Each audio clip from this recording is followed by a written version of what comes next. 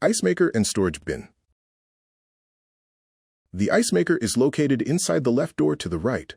The Nugget ice maker ejects ice pieces into the ice bin to the left of the ice maker. Note: the Nugget ice maker should only be removed by service, not consumers. Important: to avoid low ice production and poor quality ice, flush the water system before turning on the ice maker. See Water and Ice Dispenser for details. Ice production rate for indoor Nugget ice maker. Allow 24 hours to produce the first batch of ice. Discard the first 3 batches of ice produced. Unlike typical automatic ice makers, the Nugget ice maker operates on a continuous batch basis.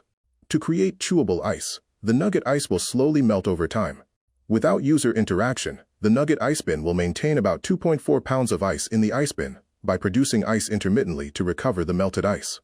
With usage, the Nugget ice bin can replenish an empty ice bin to full in about 6 hours.